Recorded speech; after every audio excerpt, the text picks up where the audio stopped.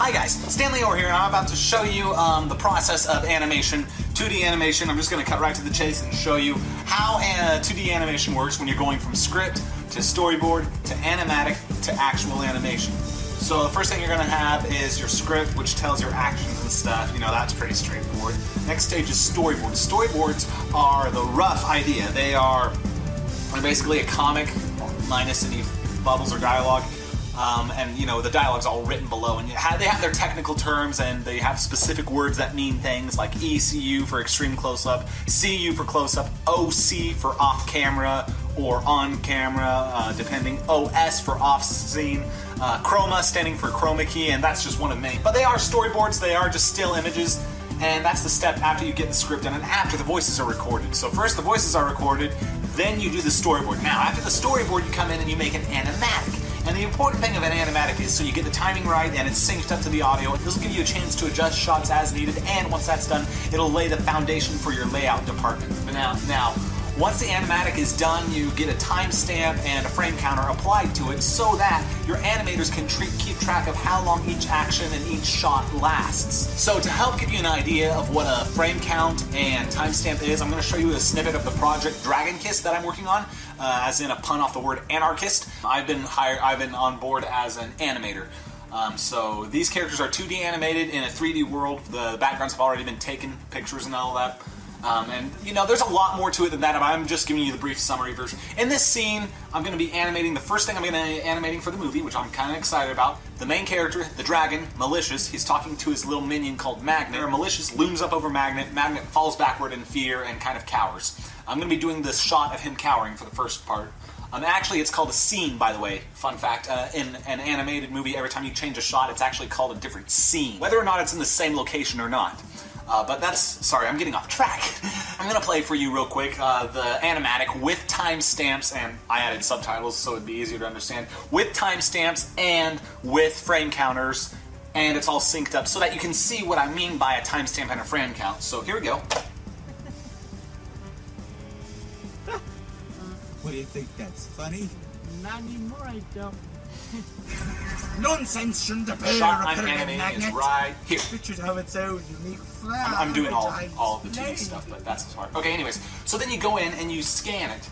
You look around and you look at the frame numbers, frame by frame, to see, okay, that's where the frame starts, and then so 1483, that's where this scene starts, its frame count, and then if you go over, oh, that's too far, there, 1577, okay, that's the frame where it stops. So now I know that mathematically, 94. So I have 94 frames, okay? That's 94 frames this shot lasts. I have how long the scene lasts. I have how long the animation itself is done for that shot. Now I have the necessary info I need to just go in there and animate. So now that I know it's that length of time, I went ahead and let me pull up my folder. Where we have it, animation. So now going in, I'll show you animation, scenes, Act 1, this is the last one. I gave a new folder, 1483, that's the frame it starts on. That way I can keep track of all the scenes, what order they're in and stuff. 1483 Magnet Cowering, what's this folder? It's the folder I just created for, let me pull it up, this new project in Toon Boom Animate. It's the program I use for my animation. So right here I have my count. You can see up here, why am I pointing on it on screen? You can't see my fingers. Right here you can see it stops at frame 95. I need to move it down, I went too far. 94, there. 94 frames for the entire shot, okay, and then you'll see here, that's what these are. So here we have the one layer drawing, and we have the length of frames right here. As you can see, the frames, 94. I have the traditional animation frame count for normal traditional animation, 24 frames a second. Now I'm going to import an image. So you got your animatic ready, you're ready to go on. The next step is the layout department. The layout department's job is to take the animatic and make official stuff based off of it. And that would be including the line art for the backgrounds, that's the layout department's job, and the rough poses, the rough basic construction work, I think, depending on how you set up your project, the rough construction work for the keyframes for your characters. I'll explain more on that later. And all that jazz is the layout department's job. Basically, getting it ready for the animators themselves to come in and actually do their work. But enough of me blabbering on about the layout department. So basically, they do the foundation work, and then after that, I would take the foundation work and use it in the background. This is the background, obviously. So I will open it and import it into my image, give it its own layer, make it color, Yeah, looking all good, vectorized, yeah. Okay, importing, good. Okay, now here we are. It's gonna need some adjustment. It's kind of too big. You see the frame, it's not quite in the area we need it to be, so give me a second and I'll adjust that before moving. Okay, so there we go. We got the background here. Sorry for the delay. So anyways, loaded the background, got it on its own layer. Here we go, extend it out. Now the background covers the entire scene. You can see here in this view, it's a top-down view of the animation area. And when you're looking down on it, you can see here's like the center, basically where 0 is on everything, all the coordinates you have. And then here's the background itself. And you can see I select it right here, there it is. This is like hanging in the background, obviously. Okay, so what's next? Now that I got that, I'm gonna whip out my pen, clear out my drawing area, and get to work. Okay, so now I've imported the image, kind of added transparency and stuff. Now it's there, and it's you can see that's from the animatic. I kind of get a good idea of what this guy looks like, of the pose he's in, sorry, and all that stuff. Now, next thing I'm going to do before I actually go in and do anything, I'm going to clear off this palette. As you can see, it freaked out because that palette was being used. I don't care because this is a temporary thing, anyways. This section here, this red thing that's glowing red now, it's temporary. Palette. Import. I've already done this ahead of time because I knew I needed to be ready. Palettes, magnet. Here we go. Yeah, here we go. So there's his palette. I have all the necessary things ready. Okay, so the first thing I need to do is get the keyframes drawn in. That's very important. Ellipse. Okay, so on the drawing layer, I'm going to put down basic for basic shapes. And actually, before I go any further, I'm going to save. Always important to periodically save your work. There we go. Okay, so I got that saved. That's not quite what I want. I need to pull up reference images again. Okay, so you see, when I said that, I mean like this folder, the weird oval shape of this head. Not quite what we're going for, because I remember between the storyboards and the final concept art, it looked different. We had a different, what's the word? We just had a different design for Magnet, and not too drastically different, but different enough to warrant needing new stuff. So Magnet, yeah, there we go. Test move, that's where we had that. Magnet animation test.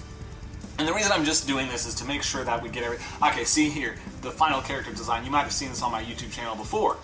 So you see, that's how he actually looks. And let me back up a little to a better, or right here.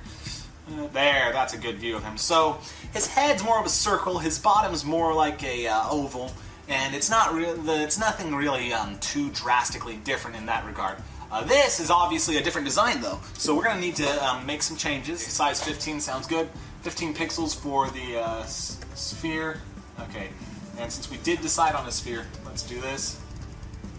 Move it up here. Okay, and let's activate this safe area on this. Get rid of the magnet reference just for a second, and get rid of the background too, because we know what it is. Right now we're just needing to focus on positioning. I want to make sure I got a good position for this so that it doesn't look bad. Okay, so for him cowering, I'm going to put it right there. And for his body, of course, we're going to need to be an oval. So I'll start out with making an oval, then I'll rotate it. Proportionately, does that look about right? Yeah, it might be need to be a little fatter and a little bit more up in the camera safe area away to add the background in. How do you think that'll look? That might look good. Okay, so we have, how long does it last? 24 frames a second, 94 frames, about 4 seconds or so. Okay, so 1 Mississippi, 2 Mississippi, 3 Mississippi, 4. In that time, I think every 24. Let's take a look at the audio file again. And you see, this is all the stuff I go through to make sure that I know what I'm doing when I'm doing this. I'm going to play the audio file again just to be sure. Nonsense shouldn't appear repetitive. It should have its own unique flair every time. It should have its own unique flair every time displayed. Okay, so I listened to that a few times. I get an idea of a few different movement things we can have to make it look good. It should have its own unique flair. It should have its own unique flair every time. When he says every time is when I want Magnet to start doing that. And you don't know what I'm talking about. You'll know eventually. Every time. I'm going to write that down so I don't lose track of the frames I need to focus on. 34, 41, 50. Okay, so these are the times I want him to move a little bit. And the reason I'm doing that is because I want him to start out with kind of cowering back, and then when I want him to kind of move back a little once, just to emphasize the fear. And the keyframes then, of course, I marked out where they would be. 15, 30, okay, so 34, 41, 50, but it's not quite like that because the animation itself is subtracted by how much? When does it start?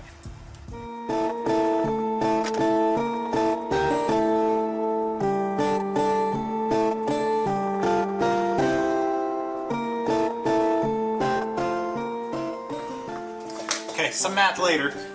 Frame 51, frame 58, and frame 67. Okay, so those are the frames I'm going to have those keyframes in.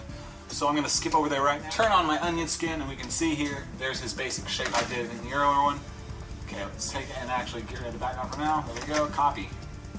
Paste, and now we got to adjust it. So at this point, I wanted to kind of move back. So when his arm moves back, his head kind of does so too. We're going to shrink it just a little. There we go. So after this, we're going to want to move that back to a default position. Not sure I like that. I don't like that frame, that middle one right there. So I'm going to adjust it, obviously, enough to really work as a chubby little penguin. Change his shape too, not something I enjoy, but I like this one the best. Let's stick with the head for now. Oops. So I gotta get the basic shapes consistent, otherwise it won't work. And then we're gonna rotate it so that it's at the proper angle for cowering back in fear. To help, I'm gonna give myself a guideline. And then I can see, okay, that doesn't look quite right now, does it? Looks better. A lot better, actually. Okay, so there we go, first one. Shrink it a little because he's backed up, and then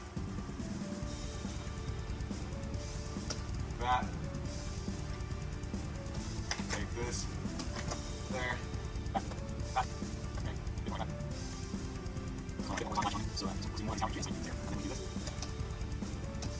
Okay.